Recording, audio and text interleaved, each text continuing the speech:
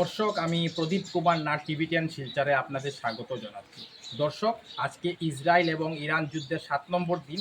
আর এই 7 নম্বর দিনও ইসরায়েল এবং ইরান একে অপরের উপর তাবড়তোড় হামলা করছে। একদিকে ইসরায়েল ফাইটার প্লেনের মাধ্যমে ইরানে ঢুকে একের পর এক বম হামলা, মিসাইল হামলা করছে।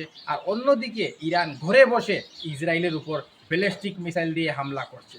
ইসরায়েলের প্রধানমন্ত্রী বেঞ্জামিন নেতানিয়াহু বলছেন, যতক্ষণ পর্যন্ত ইরানের সুপ্রিম লিডার খামনেইকে হত্যা করা হবে না, ততক্ষণ পর্যন্ত এই যুদ্ধ থামবে না। আর অন্যদিকে ইরানের সুপ্রিম লিডার খামনেই বলছে, যতক্ষণ পর্যন্ত ইসরায়েলের প্রধানমন্ত্রী বেঞ্জামিন নেতানিয়াহুকে হত্যা করা হবে না, ততদিন পর্যন্ত ইসরায়েল যুদ্ধে হারবে না। অর্থাৎ একে অপরের উপর মিসাইল হামলা, বোমা হামলাও করছে, আর অন্যদিকে মৌখিকভাবে হামলা চলছে। আরও একটি ভয়ঙ্কর খবর, আমেরিকার রাষ্ট্রপতি ডোনাল্ড ট্রাম্প উনি ওয়াশিংটনে ডুমসডে প্লেন এনে খাড়া রেখেছেন।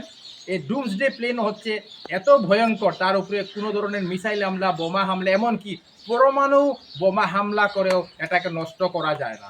অর্থাৎ যখন কোনো ভয়ঙ্কর যুদ্ধ শুরু হয়, তখন আমেরিকার রাষ্ট্রপতি ডুমসডে প্লেনের মধ্যে বসে যাবেন এবং আকাশের মধ্যে থেকে থেকে উনি সমস্ত যুদ্ধ কন্ট্রোল করবেন।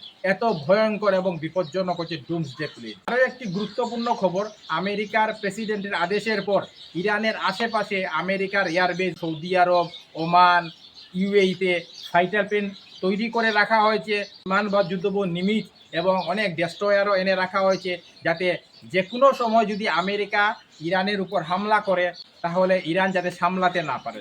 মানে আমেরিকা একদিকে ভয়ঙ্কর যুদ্ধের প্রস্তুতি নিচ্ছে, কিন্তু এখনও আমেরিকা বলছে আমরা এখনও দর্শক রূপে দেখছি, আমরা এখন আক্রমণ করছি না।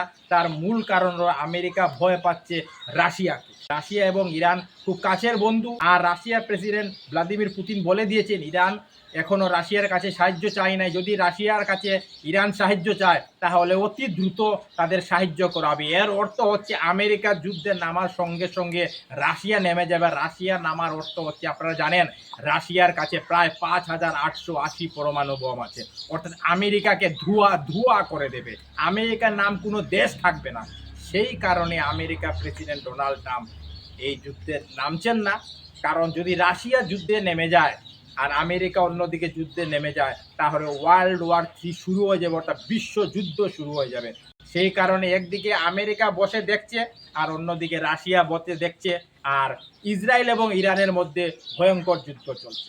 যত দিন যাচ্ছে ইসরায়েল এবং ইরানের মধ্যে যুদ্ধ ভয়ঙ্কর থেকে ভয়ঙ্কর এবং বিপজ্জনক থেকে বিপজ্জনক হয়ে উঠছে। আমি টিভিটিয়ান শিলচরের পক্ষ থেকে প্রদীপ কুমার নাথ ভাবলাম যে এই খবরটি খুব গুরুত্বপূর্ণ, তাই আমি খবরাখবর করতে বাধ্য হয়েছি।